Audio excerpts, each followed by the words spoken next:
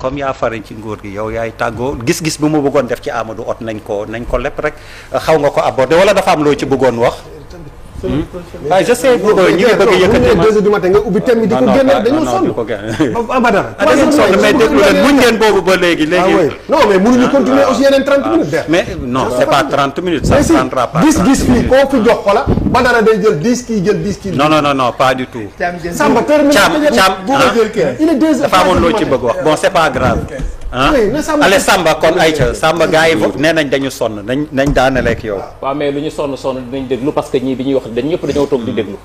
mais Samba bu nekk ci défensive. non défensive non Samba tey nag Samba yaa yor nguur. non tey dañuy jàppante de yor nguur bu tee ma wax samay idée non bu tee ma wax samay idée laisse-moi développer li nga wax nii yëpp. day mel ni dañ la kii.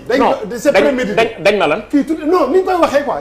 dañ ma lan boo nekkee ci nguur yow la ñu interpellé. mais buñ ma interpellé 1 2 3 4. moo tax ñu ne la terminal. waaw moo tax maa war a wax. vas-y laisse-moi terminer. vas-y terminer mais wax moom dinaa wax. yaa ne ba 4 heures du matin ñu ne dama la li ma war a tontu naa leen tontu parce que dañ ma interpellé. mais 4 heures moom waaw kay d'abord pour un premier temps gis nga man et je parle avec Moustapha ñun dañu am lu ñuy rus am lu muy yomb am lu ñuy ragal loolu bu desee ci dañee ci nit dara desatul ci moom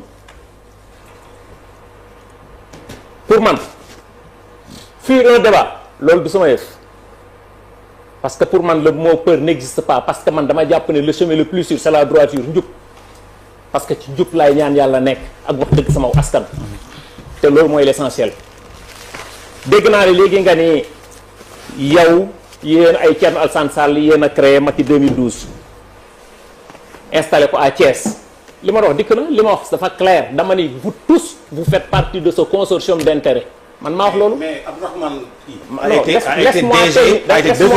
laisse-moi terminer li ma la wax dafa clair voilà gis nga man sama développement li may wax quand on était à Walfadjri ba nga naan ma damay woo dik man la da ngaa xamoo ki ngay waxal moo tax man mi yow dama ne la yow laa defal Walfadjri boo bëggee ma génn émission bi dama ne la defal ndànk rek defal ndànk Mass moo doon organiser débat bi bu la neexee nga nuyoo ko tey ba man damay woo dik man la tu ne connais pas, tu ne me connais pas. Mais laisse-moi terminer. Nan lañ ko yaati der bi ñuy wax yow ñoom ñëpp j'ai pas tout le mot j'ai même pas respiré. waaw dégg leen ko ñu ma njëkk a non bi ñuy wax ñoom ñëpp damaa toog noppi. Il faut organiser votre débat. Il faut écouter Samba il a sa part de Macky Sall. nekkoon nañu dégg. li ma wax Samba wuy ma Samba maintenant waaw mais déedéet da nga ne tu ne dois pas aussi en arriver là avec moi s'il te plaît. waaw mais am naa sañ-sañu ñoom. s'il te plaît s'il te plaît. ok allez. Je disais. non bàyyi ko. Je disais li ma wax dafa clair dama ne moom moo taxaw wax officiellement ni ñun ñoo installé Macky 2012 à Thiès lim ma ne leen yéen ñëpp vous faites partie de ce consortium d'intérêt man maa leen ko tuddee am naa sañ-sañ bi parce que vous faites partie du passé may ma rek vous faites partie du passé kooku mooy beneen bi yow salaamaaleykum maaleykum salaam nga ni yow demoo Diallo bu leen neexee am ngeen ci droit ku bëggul dem doo dem nous sommes là pour appeler les gens pour parler des intérêts vitaux de cette nation ku bëgg a dem ku bëggul dem nga xool noo def kooku mooy beneen bi gis nga man de yaa gis loolu nag wax dëgg yàlla grève léegi ñuy def yaay batañ seek carotte di grève man gisuma ko laa wax am naa sañ-sañ gisuma ko j'ai pas vu kooku mooy ñett leneen bi ci des nga ni xaw ma ay élection ñun jàppuñu ni dañuy liggéey pour calculer ay mandat nekkuñ ci rôle boobu nekkuñ sax ci loolu dama bëgg loolu leer d'abord beneen bi ci des nga ni ay crime de sang yi nga xam ne amu fii du Macky Sall qui était le président de la République Macky Sall lu fi am muy lu baax di contraire bi il est le responsable numéro 1 dama ne la c'est le responsable numéro 1 crime de sang bu fi amee moom la crime économique bu fi amee moom la man maa ko wax c'est le président de la République gardien de la Constitution chef suprême des armées et de la magistrature c'est lui qui nommait les emplois civils et militaires njombe bu mel nii mu am 80 et quelques morts am na ci responsabilité man maa ko. moo rey non ne me faites pas dire ce que j'ai pas dit li ma dafa leer nañ. continuer boobu ne laisse pas distraire Samba. kooku mooy beneen bi yow sa bopp nag. yow sa bopp. yow yaa ni am na école ñoo xam dañ doon génne pour jéem a après nu ñuy def pour xool nu ñuy tirer ci élèves yi. loolu non dëgg la loolu bu fekkee ne lu ñuy justifier la loolu yaay justifier wax ban école la ak ñan la loolu yow la ba tey il faut assumer vos propos beneen bi ci des bis bi nga xam ne dañ koo taal ah man xaw ma ku taal bu fekkee xam nga ki taal nga dimbali gars yi ñu xam kan moo taal kooku mooy beneen bi Bouba wax nga ko léegi quoi yow nga ni les actes ak le ton de Samba Tall man sama ton man ni may waxee man c'est comme si que man bëgguma dialogue am man du man maay wax dialogue dana am wala du am dama ni moi je représente ici la mouvance ma ñëw toog ku nekk di joxe sa xalaat ñoom ñeenti ñëpp ku nekk joxe sa xalaat ma jël samay note su ma paree ñoom ñëpp laay tontu kenn par kenn ñii dañuy dem ñii di demuñu am naa sañ-sañu ni ñi nga xam ne dañoo bokk sax benn coalition de parti ñii ne dañuy dem dialogue ñii ne demuñu dialogue ça ne veut pas dire que ni man dama leen a sànni en brèche kooku laa doon leeralu beneen bi ci des may ma rek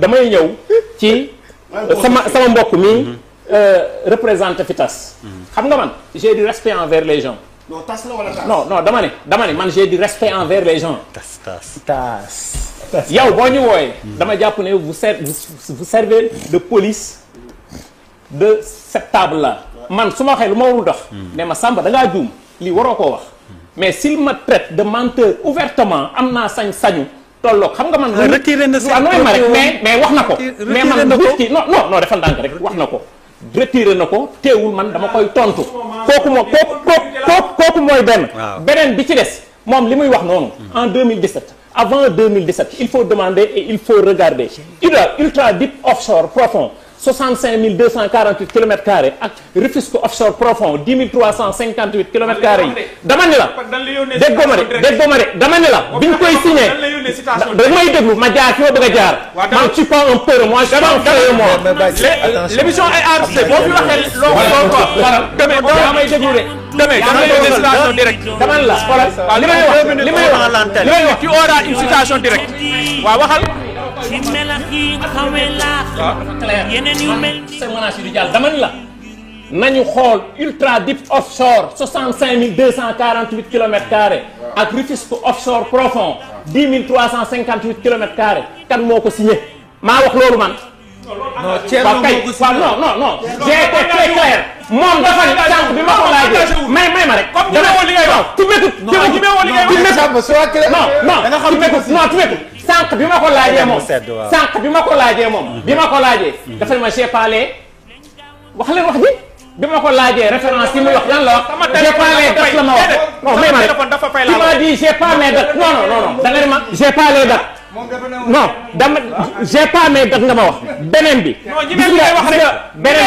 monsieur Sori wax na ko léegi ay raffinerie d'or moi j'ai jamais dit que ni dañoo am usine or boo ko bëggee da ngay dem SGO wala nga dem Mako wala nga dem Managem j'ai pas dit usine d'or il faut pas déformer vos propos dama ni la c'est la première fois ci Sénégal laa wax ci Sénégal SOMISEN ñan ñoo créé du ñoom ñoo créé woon lan la ci mës a am 10% 5% ci sunu régime ñun laa wax le SOMISEN ñëw ak FONSIS ñu signé avenant FONSIS génne xaalis defar comptoir national d'or ak une raffinerie d'or loolu man maa ko wax fii lañ ko signé xoolal non may ma rek may gale xoolal gis nga li ngay wax nii ban sénégalais xoolal non laisse-moi xool dama bàyyi may gale ban sénégalais moo mës a sentir yéen ñii wax leen ku fi mës a xam raffinerie or fu mu am fii Sénégal wax leen dama ne la raffinerie or kan moo ko mës a gis fii Sénégal comptoir national d'or kan moo ko fi mës a gis fii Sénégal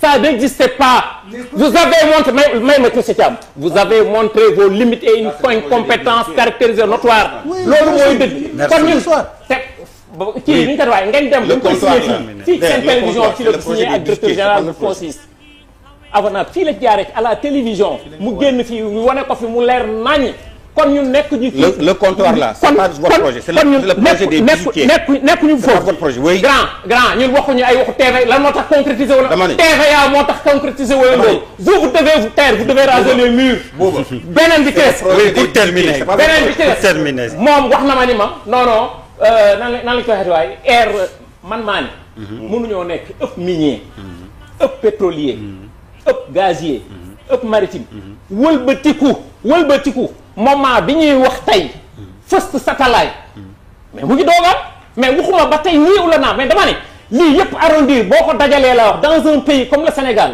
196 722 kilomètres carrés pourquoi ñuy jël ndaa rek li ma wax j'ai été très clair waxuma ni satellite bii ñun ñoo ko créé waxuma la loolu de j'ai dit et je le répète on ne peut pas industrialiser un pays sans une souveraineté énergétique loolu tuuti ngeen ci jàngal ñu ko ndax xam nañ ko ñun yéen ñi fi toog fukki at ak ñaar defu leen ko vous n'avez pas vos mots à dire sur ça léegi nag wane ngeen seen incompétence caractérisée et notoire de la gestion de ce pays pendant 12 ans.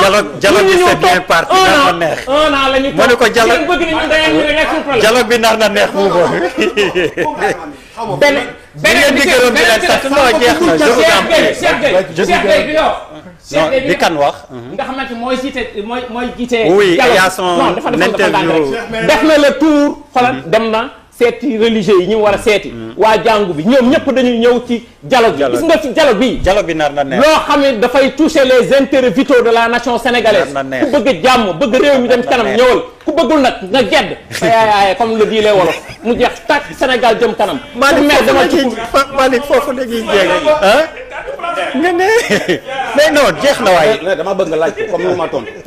ndax Abdourahmane Diouf nekkoon na DG SONES sous Macky mais oui DG SONES oui loolu. waaw loolu. waaw Abdourahmane Diouf oui. moo fi nekk directeur général SONES. oui toog ni la qualité de l'eau que les Sénégalais sont en train de boire est d'une qualité douteuse. loolu moo tax mu jóge fa. léegi une autre maa ko wax. nga xam kon ci consortium bi la bokk. non man maa ko wax. consortium yow amul foofu. ba beneen àjjuma incha allah jërë ngeen jëf vous devez raser.